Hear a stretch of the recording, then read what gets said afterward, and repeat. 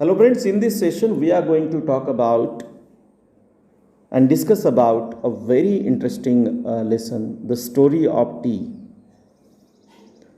The story of tea या इयत्ता 9वीतील पाठाविषयी आपण चर्चा करूया.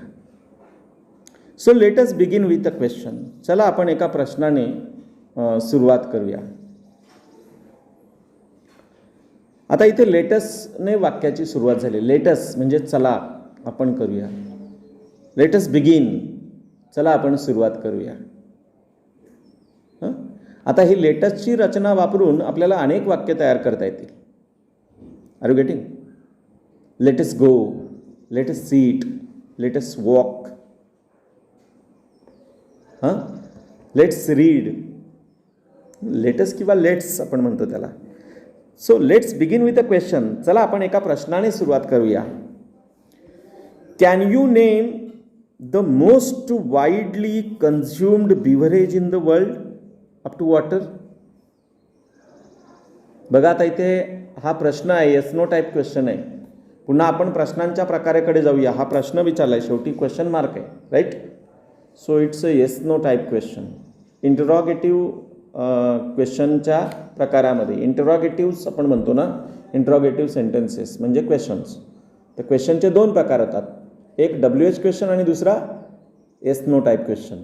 तर हा एस नो टाईप क्वेश्चन आहे. याचं उत्तर तुम्हाला येस किंवा नोमध्ये द्यावं लागतं.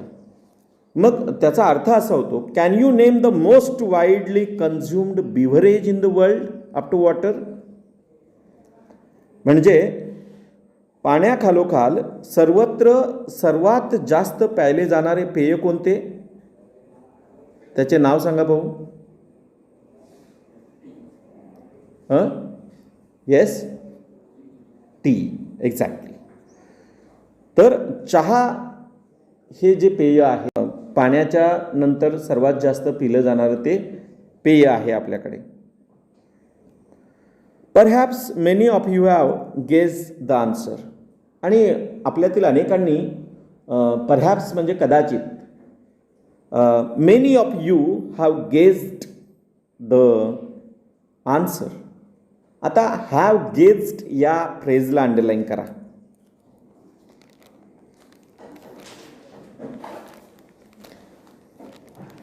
काय आहे बरं त्या फ्रेजमध्ये? Have guessed. Many of you have guessed the answer. Have guessed कोणता टेन्स येतो बरं? हॅव आलाय आणि गेज या शब्दाला त्याचं पास्ट पार्टिसिपल रूप लिहिलेलं आहे. म्हणजे अशा पद्धतीची रचना जर असेल, हॅव गेज्ड, हॅव हे परफेक्ट प्रेझेंट टेन्सचं वाक्य आहे. टेन्स म्हणजे आपण त्याला काळ म्हणतो. कोणत्या काळाचं वाक्य आहे? पूर्ण वर्तमान काळाचं वाक्य आहे. Have gazed.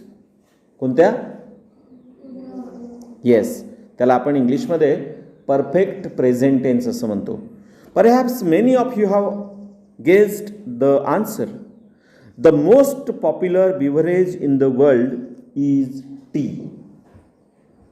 What is the most popular beverage in the world? Tea. Tea म्हणजे चहा.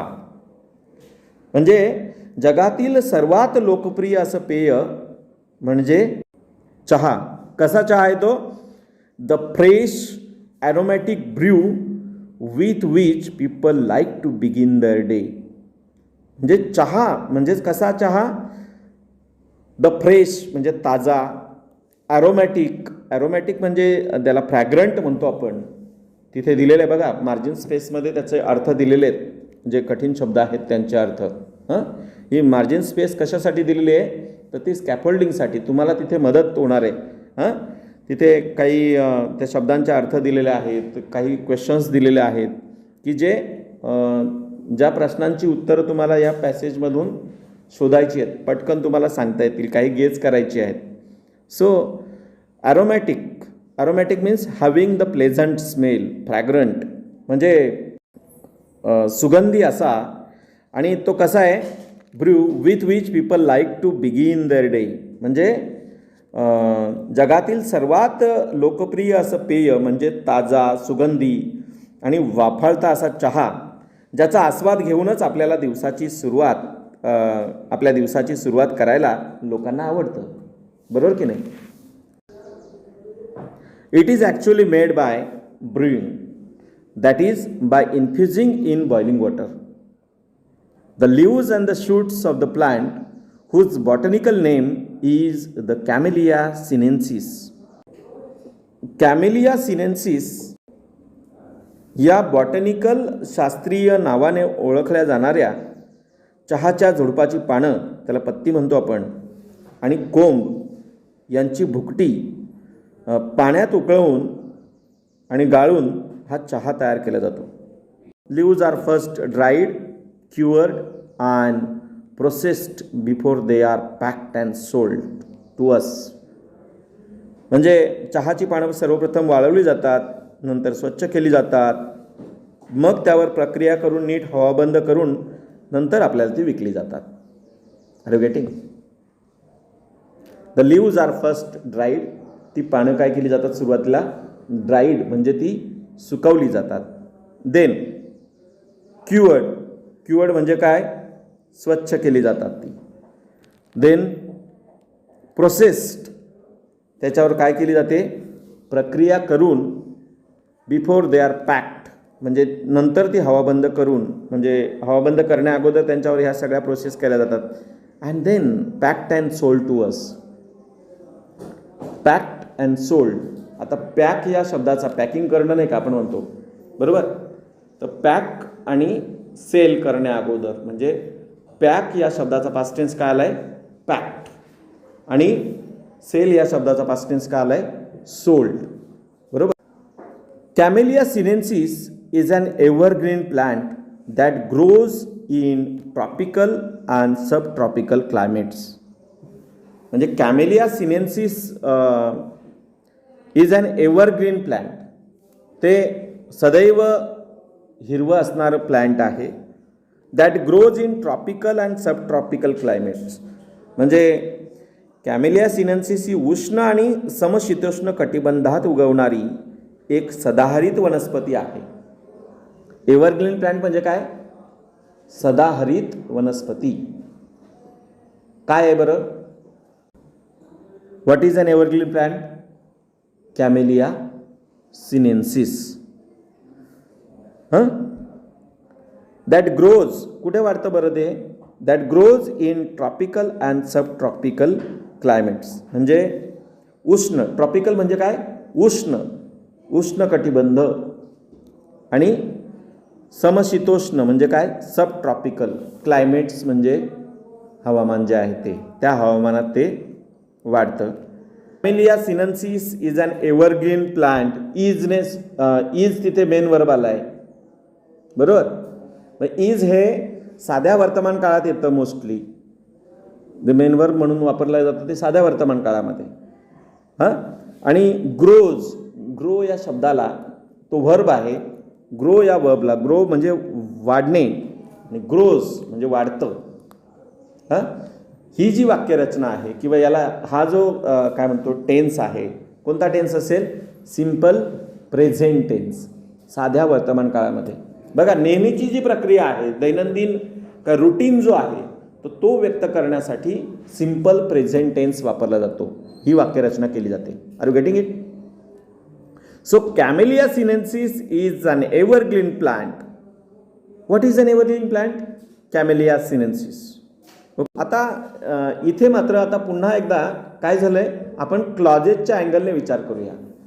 कधी कधी काय असतं, मोठं वाक्य असतं ना, जे मिक्स केलेलं असतं, तर त्या वाक्यामध्ये मुख्य वाक्य एक असतं आणि त्या वाक्याला एक गौण वाक्य जोडलेलं असतं, उपवाक्य जोडलेलं असतं, बरोबर? तर आपलं मेन वाक्य कोणतं आहे बरं? मेन क्लॉज कोणता आहे याच्यातला? त्याला क्लॉज आपण असं म्हणतो. Camellia sinensis is an evergreen plant.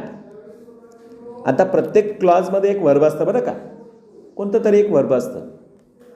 मग आता Camellia sinensis is an evergreen plant हे झालं तुमचं मेन क्लॉज. काय झालं? मुख्य वाक्य. आता की जे, आता तर दॅटचा अर्थ काय होतो? की जे. दॅट ग्रोज, जे कुठं वाढतं बरं? कॅमेलिया सिनेन्सिस ग्रोज म्हणजे वाढतं in tropical and sub tropical climate. आता दॅटपासून जे सुरू होतं आहे ना, हे कोणतं वाक्य आहे, त्याला ॲड केलेलं वाक्य आहे, त्या वाक्याला त्याला म्हणतो आपण सबऑर्डिनेट क्लॉज. काय म्हणतो? Subordinate clause. मेन क्लॉज कोणतं? अगोदरचं. आता तुम्हाला आता हे परीक्षेत विचारलं जाईल म्हणून त्याची तयारी करू नका बरं का. तर ही अशी वाक्य आपल्याला जोडता आली पाहिजेत. वाक्य असं ॲड करून, आता प्रत्येक वाक्य काय आपण काय म्हणतो सेपरेटली असं बोलणार नाहीत ना, छोटे छोटे वाक्य नसतात. तर हे आपल्याला स्किल, ते आयडेंटिफाय करण्याचं स्किल, त्याचा वापर करण्याचं स्किल ते जमलं पाहिजे. त्या अँगलने याचा अभ्यास करायचा आपण. So Camellia sinensis is an evergreen plant, हे मेन क्लॉज. आणि पुढचं जे आहे that grows in tropical and tropical climates, हे झालं कोणतं? Subordinate clause. कोणतं? म्हणजे त्याला आपण उपवाक्य असं म्हणतो, बरोबर? मराठीमध्ये त्याला उपवाक्य म्हणतात. एवढं कळलं का? पुढे बघूया आपण. T plants require at least 100 to 125 centimeters of rainfall a year and prefer acidic soils. आता बघा इथे दोन वाक्य ही अँड वापरून जोडलेली आहेत. आता पुन्हा याच्यामध्ये आपण एक बघूया. The tea plants require. Require हा मूळ शब्द आहे, बरोबर ना? रिक्वायर म्हणजे गरजेचं आहे, त्याला गरजेचं आहे. आहे म्हणजे काय? कोणत्या काळामध्ये आलं ते? सिम्पल प्रेझेंट टेन्स, साध्या वर्तमान काळामध्ये. म्हणजे the tea plants require, tea प्लांट्सला कशाची गरज असते बरं? At least 100 to 125 centimetres of rainfall a year. 100 ते 125 सेंटीमीटर सेमी पाऊस त्यांना लागतो कमीत कमी. हां. अँड प्रिफर ॲसिडिक सॉइल्स, आणि त्याला रुजण्यासाठी आम्लता असलेल्या मातीची आवश्यकता असते. प्रिफर म्हणजे प्राधान्य कशाला, म्हणजे काय गरजेचं असतं जास्त? ॲसिडिक सॉइल म्हणजे आम्लता असणारी माती. Many of the world's best tea estates are located on hill slopes at elevation of up to 1500 meters. It is said that the tea plants grow slowly and acquire a richer flavor at this height. आता याचा अर्थ असा होतो की जगातील कित्येक सर्वोत्तम चहाचे जे मळे आहेत, तर हे मळे जे आहेत ते 1500 मीटर उंचीवर डोंगर उतारावर वसलेले आहेत. तुम्हाला या चित्रामध्ये दिसत असेल. हां. तर हे जे चहाचे मळे आहेत तर ते डोंगर उतारावर युजली 1500 मीटर उंचीच्या समुद्रसपाटीपासूनच्या उंचीवर ते असतात. असे म्हणतात की चहाच्या वनस्पतीची वाढ ही मंद गतीने होत असते आणि या उंचीवर त्याचा स्वाद आणि सुगंध अधिक होत असतो. So many of the world's best tea estates are located where they are located on hill slopes at elevation of up to 1500 meters. Why they are located at that height? का बरं लोकेटेड झाले असतील एवढ्या हाईटवर? ते 1500 metre उंचीवर का बरं ते चहाचे मळे वाढवले जातात?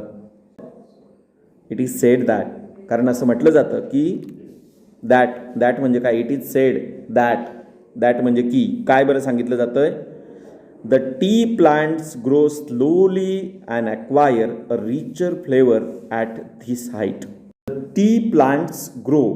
आता प्लांट्स हा अनेक वचनी करता झाला. द टी प्लांट्स ग्रो, आणि म्हणूनच जे व्हर्ब येतं सिम्पल प्रेझेंट टेन्समध्ये जे व्हर्ब असतं त्याला एस किंवा एस लागत नाही, बरोबर? आणि तो जर कर्ता जर सिंग्युलर असेल, एकवचनी कर्ता असेल, तर मग मात्र जसं की एकवचनी असेल, समजा राहुल, तुषार किंवा the tree grows. The tree grows, पण द टी प्लांट्स अनेक येत नाही का? दे ग्रो, म्हणून तो तिथे एस लागलेला नाही आहे. सिम्पल प्रेझेंट टेन्सचं वाक्य, हा फरक लक्षात ठेवायचं बरं. पुढे जाऊया आपण. slowly. How they grow? Slowly. And acquire a richer flavor at this height. And acquire म्हणजे त्यांना प्राप्त होतो. आता पुन्हा हे वर्ब आहे, acquire हे वर्ब आहे, बरोबर. A richer flavour. आता acquire हे पुन्हा सिम्पल प्रेझेंट टेन्समध्ये आलं. A richer flavour. A richer flavour, richer, rich, richer, richest. Rich या शब्दाचा कंपॅरेटिव्ह फॉर्म काय आहे? रिचर. सुगंध त्याचा अधिक चांगला होत जातो किंवा वाढत जातो. पुढे बघूया आपण पुढच्या पॅसेजमध्ये. When the plants mature only the top 1 to 2 inches of the plants are picked. आता इथे आर पिक्ड. काही मुलं याचा उच्चार करताना, काही जण उच्चार करताना काय करतात? पिकडं. पिकडं असा उच्चार करायचा नाही. काय उच्चार करायचा? पिक्ड. पिक्ड. काय? पिक्ड.